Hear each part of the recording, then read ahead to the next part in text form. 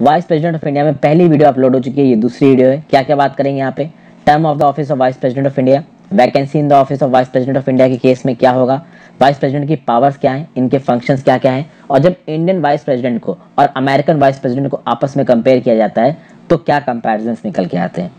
तो इस चैप्टर को जल्दी से खत्म करते हैं। आई होप ये किताब आपने खरीद ली होगी। वीडियो पर लाइक का बटन, चैनल को अगर अब तक सब्सक्राइब नहीं किया तो जरूर सब्सक्राइब कर लीजिए। मेरे द्वारा बनाई गई और वीडियोस को देखने के लिए आप चैनल के मेंबर भी बन सकते हैं। अब सबसे पहले एक बात करते हैं term of the vice president of India. देखिए, वाइस प्रेसिडेंट ऑफ इंडिया 5 साल के लिए बनते हैं।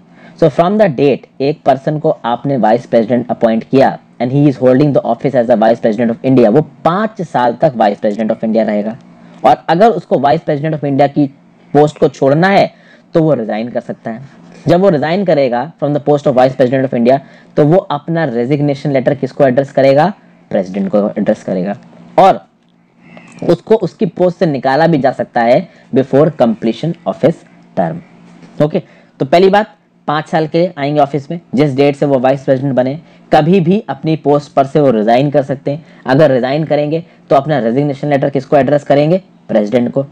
अगर वो रिजाइन नहीं करते हैं और उनको ऑफिस से निकालना है तो उनके कंप्लीशन ऑफ टर्म से पहले उनको ऑफिस से निकाला जा सकता है। और उनको ऑफिस से निकालने के लिए किसी भी तरीके की फॉर्मल इम्पीचमेंट की जरूरत नहीं है। मैंने आपको बताया था कि प्रेसिडेंट के केस में एक फॉर्मल इम्पीचमेंट का प्रोसेस होता है और उस प्रोसेस को मैंने बहुत प्रॉपर तरीके से आपको समझाया था। वाइस प्रेसिडेंट को निकालने का जो प्रोसेस है वो कंपैरेटिवली आसान है। पहली बात तो वाइस प्रेसिडेंट को निकालने का जो आपका रेजोल्यूशन है उसको आप केवल राज्यसभा में इनिशिएट कर सकते हो, आप उसको लोकसभा में इनिशिएट नहीं कर सकते हो। ठीक है ना। राज्यसभा में जब प्रेसिडेंट को निकालने का रेजोल्यूशन इंट्रोड्यूस किया जाएगा तो वहां पे उसको इफेक्टिव मेजॉरिटी से पास होना है। अब आप समझोगे कि ये इफेक्टिव मेजॉरिटी क्या है। देखिए, इफेक्टिव मेजॉरिटी भी एक तरीके की स्पेशल मेजॉरिटी होती है, बट इफेक्टिव मेजॉरिटी में आप ये समझिए कि मान लीजिए 245 मेंबर्स हैं आपके राज्यसभा में टोटल स्ट्रेंथ, और मान लीजिए 230 मेंबर्स है राज्यसभा में, तो अभी 230 मेंबर्स की मेजॉरिटी क्या होगी, कम से कम 115 या 116। तो भैया जितनी उस समय पे मेंबरशिप है राज्यसभा की उसकी मेजॉरिटी अगर रेजोल्यूशन को अप्रूव कर देती है वाइस प्रेसिडेंट के रेजोल्यूशन को निकालने को, तो भाई फिर वो मोशन कहाँ जाएगा, लोकसभा में जाएगा। लोकसभा में किस तरीके की मेजॉरिटी की जरूरत है, तो लोकसभा में सिंपल मेजॉरिटी की जरूरत है। तो राज्यसभा में जो रेजोल्यूशन है वाइस प्रेसिडेंट को निकालने का उसको आपको इफेक्टिव मेजॉरिटी से पास कराना है, और जब वो रेजोल्यूशन लोकसभा पहुंचेगा तो लोकसभा में उसी रेजोल्यूशन को सिंपल मेजॉरिटी से निकालना है। ठीक है, ये चीज समझ में आ गई। तो वाइस प्रेसिडेंट को निकालने का जो रेजोल्यूशन है वो कहां पे इंट्रोड्यूस हो सकता है, केवल राज्यसभा में इंट्रोड्यूस हो सकता है, लोकसभा में इंट्रोड्यूस नहीं हो सकता है। दूसरी बात, अगर आपको प्रेसिडेंट को निकालने के रेजोल्यूशन को इंट्रोड्यूस करना है, सॉरी वाइस प्रेसिडेंट को निकालने के रेजोल्यूशन को इंट्रोड्यूस करना है तो आपको 14 दिन का नोटिस देना पड़ेगा।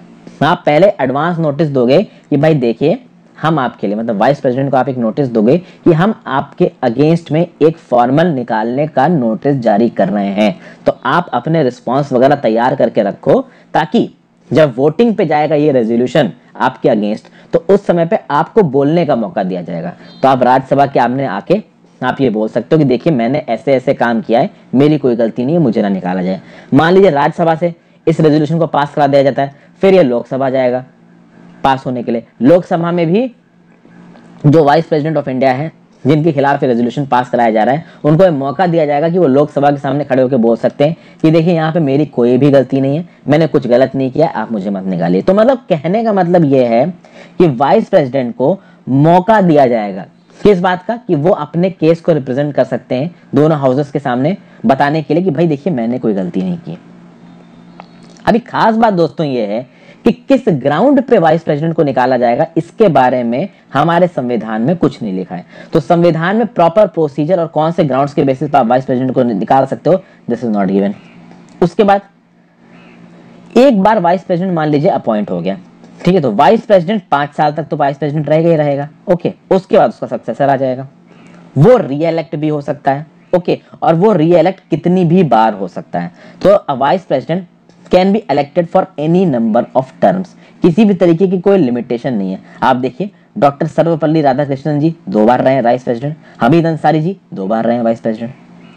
ठीक है, तब बात की जाए कि वाइस प्रेसिडेंट के ऑफिस में वैकेंसी, वाइस प्रेसिडेंट के ऑफिस में वैकेंसी कैसे हो सकती है, उसके 5 साल का टेन्योर खत्म हो जाए।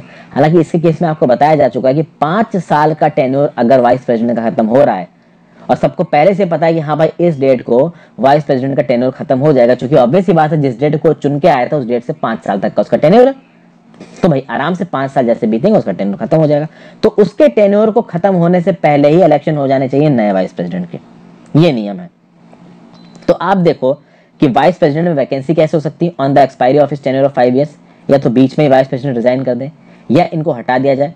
कैसे, जो रेजोल्यूशन मैंने आपको बताया कि इफेक्टिव मेजोरिटी में राज्यसभा में पास किया, सिंपल मेजोरिटी में लोकसभा में पास किया, या इनकी मृत्यु हो जाए, या फिर otherwise for example when he becomes disqualified to hold office or when his election is declared void।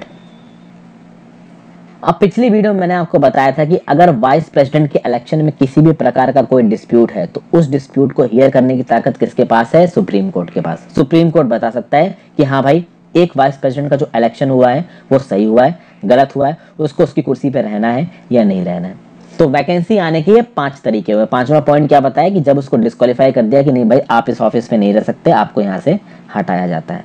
अब बात दोस्तों ये है कि जैसे कि आपको बताया कि एक वाइस प्रेसिडेंट पर्सन है, 5 साल तक उसको वाइस प्रेसिडेंट रहना है, तो हमको पता है कि 5 साल के बाद उसका टेन्योर खत्म हो रहा है, तो उसके 5 साल खत्म होने से पहले ही आप इलेक्शन करा के नए वाइस प्रेसिडेंट का अपॉइंटमेंट कर दो।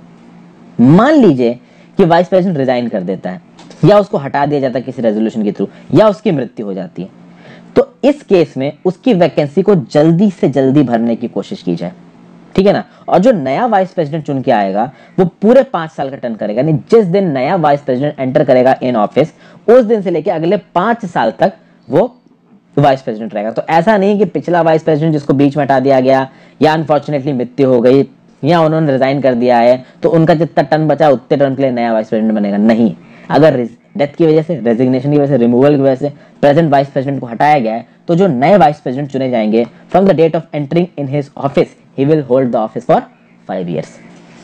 ठीक है, तो आप देखते हैं पावर्स और functions of the vice president of India. जो सबसे इंपॉर्टेंट पावर है और जो सबसे इंपॉर्टेंट फंक्शन है वाइस प्रेसिडेंट ऑफ इंडिया का, that he acts as the ex officio chairman of Rajya Sabha. पहली चीज तो मतलब कि उनकी ऑफिशियल कैपेसिटी यही है कि वो राज्यसभा के चेयरमैन हैं, और इस केस में लोकसभा में जो स्पीकर की ताकत होती है वही राज्यसभा में चेयरमैन की ताकत होती है। और chairman and speaker are very important positions दोस्तों, बहुत इंपॉर्टेंट पोजीशंस है, बहुत इंपॉर्टेंट हाउसेस हैं speaker of the Lok Sabha and chairman of the Rajya Sabha. इनको हल्के में मत दीजिएगा। इसलिए यहाँ पे बोला जाता है कि कुछ हद तक जो इंडिया का वाइस प्रेसिडेंट है वो अमेरिका के वाइस प्रेसिडेंट जैसा है, क्योंकि जो अमेरिका के वाइस प्रेसिडेंट होते हैं ना, वो जो उनका सेनेट है, जो अमेरिकन लेजिस्लेचर का अपर हाउस है, जो उनका हाउस ऑफ रिप्रेजेंटेटिव है उनका वो लोअर हाउस है, वहां का अपर हाउस क्या है, सेनेट। तो सेनेट के चेयरमैन की तरह काम करता है अमेरिका का वाइस प्रेसिडेंट, और कुछ कुछ ऐसे ही इंडिया का वाइस प्रेसिडेंट है राज्यसभा के चेयरमैन की तरह काम करते हैं। बट बहुत डिफरेंस है, क्योंकि America is a presidential system of government और India is a parliamentary system of government. दोनों डेमोक्रेसीज है बट सिस्टम ऑफ गवर्नमेंट अलग है, इनके बारे में मैंने पहले बताया है, अलग आगे पार्लियामेंट्री सिस्टम में भी बात करेंगे। दूसरा, आप देखिए जब प्रेसिडेंट की ऑफिस में वैकेंसी होती है तो उस केस में अब ये वैकेंसी प्रेसिडेंट के रिजाइन करने की वजह से, या फिर प्रेसिडेंट का इंपीचमेंट हो गया उसको हटा दिया गया, या प्रेसिडेंट की डेथ की वजह से, किसी और वजह से हो सकती है, तो उस केस में प्रेसिडेंट की पोस्ट पे वाइस प्रेसिडेंट बैठेगा। लेकिन प्रॉब्लम है एक, प्रेसिडेंट की पोस्ट पे वाइस प्रेसिडेंट मैक्सिमम 6 महीने के लिए बैठ सकता है, क्योंकि हमारे संविधान में लिखा है कि प्रेसिडेंट की पोस्ट अगर खाली हो जाती है तो 6 महीने के अंदर अंदर आपको एक नया प्रेसिडेंट चुनना है। ओके, तो मैक्सिमम अगर बात की जाए वाइस प्रेसिडेंट कितने समय के लिए प्रेसिडेंट रह सकता है, तो 6 महीने के लिए रह सकता है। ओके, उसके बाद अगर मान लीजिए कोई सिटिंग प्रेसिडेंट है, वो कहीं किसी फॉरेन ट्रिप पे गए हैं या वो बीमार है, तो उस केस में उनकी जगह पे कौन काम करेगा as a president, vice president. तो आप देखिए जून 1960 में हमारे जो राष्ट्रपति थे डॉक्टर राजेंद्र प्रसाद जी, वो यूएसएसआर के ट्रिप पे गए थे, तो उस समय पे उनकी जगह एज अ प्रेसिडेंट किसने काम किया, सर्वपल्ली राधाकृष्णन जी ने, जो कि उस समय वाइस प्रेसिडेंट थे। फिर आप देखोगे जुलाई 1961 में थोड़ी तबियत खराब हो गई थी राजेंद्र प्रसाद जी की, तो उस केस में राजेंद्र प्रसाद जी की पोस्ट पे किसने काम किया, आपके वाइस प्रेसिडेंट ने। तो भैया अगर टेम्परेरली प्रेसिडेंट ऑफिस में अवेलेबल नहीं है तो उनकी पोस्ट पे कौन काम करेगा, वाइस प्रेसिडेंट करेगा। अब बात यह है कि जब vice president as a president काम करेगा तो क्या चेयरमैन भी रहेगा वो राज्यसभा का? नहीं दोस्तों, नॉर्मल केस में जो वाइस प्रेसिडेंट है is the chairman of Rajya Sabha.